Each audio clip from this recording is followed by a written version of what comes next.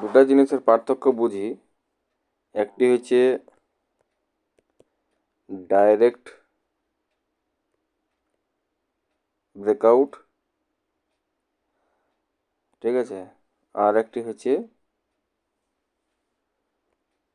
Retracement দিয়ে breakout.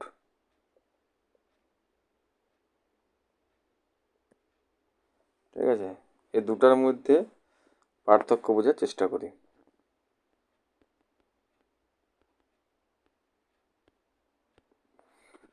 Direct breakout কি হয়েছে, মনে কর কোনো একটি স্টক উঠছে উঠছে উঠছে উঠছে উঠছে উঠছে, হালকা এখানে ইয়া করলে সঙ্গে সঙ্গে ব্রেকআউট দিয়ে দিল, তাহলে এটাকে আমরা বলবো ডাইরেক্ট ব্রেকআউট। আর যদি কোনো স্টক উঠছে উঠছে উঠছে উঠছে উঠছে উঠল, দিয়ে রিট্রেস করল, দিয়ে পরে যদি ব্রেকআউট দেয়, তা আমরা বলবো রিট্রেসমেন্ট ব্রেকআউট। এবার দু ক্ষেত্রে আমি পজিশন কীরকম করে বানাবো।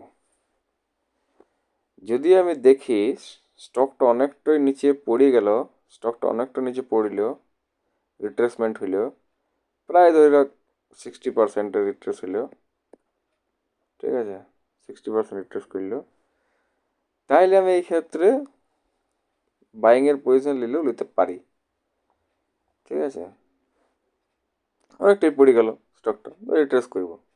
টার্গেট কী হবে আমার, টার্গেট হবে আমার এই যে স্টকটা বাড়ছে, বাড়ার পর একবার বাড়ে, তারপর একবার রিট্রেস করে, তারপর আবার বাড়ে, এই জায়গাটাতে রিট্রেস এই জায়গাটার থেকে আমার পজিশনের ইয়া করা স্টার্ট হবে, বুক করা স্টার্ট হবে। এইখানে আমি পজিশনে গিয়ে বুক করবো, এইখানে নেমে পরে আবার যদি উঠে যখন নামতে শুরু হবে, এইখানে আমি সেলটি মারব।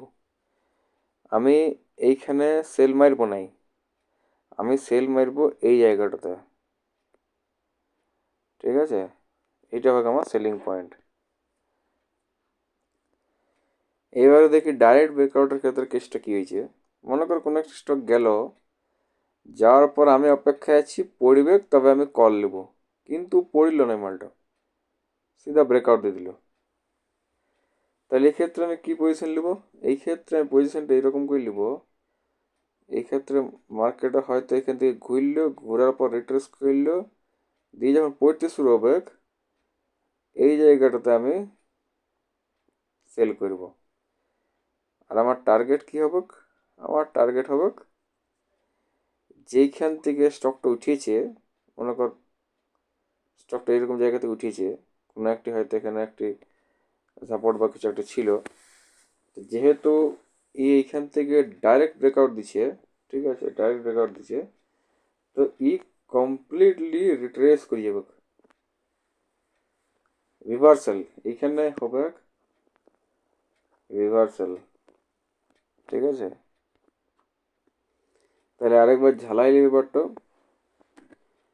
যখন মার্কেট কোথাও যেই পরে রিট্রেস করে দিয়ে উঠে, তাহলে আমি এইখানে বাই করব। টার্গেট হবে আমার উঠবে, যতটা উঠছে উঠুক, পড়বে, রিট্রেস করবে, আবার উঠবে,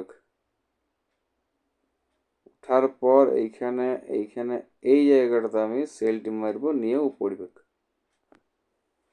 এইটা হবে আমার রিভার্সাল, না এটা হবে আমার রিট্রেসমেন্ট। এটা হচ্ছে আমার এই জায়গাটা হচ্ছে আমার রিট্রেসমেন্ট। ঠিক আছে, আর রিভার্সালটা কি হয়েছে, যখন ডাইরেক্টলি ব্রেকআউট দিছে, ডাইরেক্ট ব্রেকআউট তো এরকম করে সিধা যাবে নাই, ডাইরেক্ট ব্রেকআউট যাবে, ঘোরাঘুরি ঘোরাঘুরি করবে, নিয়ে বাড়বে। যেহেতু 60% রিট্রেস করল নাই, সেহেতু আমি এটাকে ডাইরেক্ট ব্রেকআউট ধরব। যদি ডাইরেক্ট ব্রেকআউট হয়ে যায় বাই এনি চান্স, তাইলে ও রিভার্সাল করতে বাধ্য। ঠিক আছে, আবার আবার মনে করে দিছি, একটি হচ্ছে রিট্রেসমেন্ট করে ব্রেকআউট, আর একটি হচ্ছে ডাইরেক্ট ব্রেকআউট। ডাইরেক্ট ব্রেকআউটমেন্টে সব থেকে রিভার্সাল হওয়ার চান্স আছে, রিট্রেসমেন্ট করলে ও আরও উপরে যাওয়ার চান্স হইতে থাকতে পারে। এখানে পরিবেক হয়তো এইটা ব্রেকআউট দেবে, আরও বাড়বে, এরকম করে চলতে থাকবে।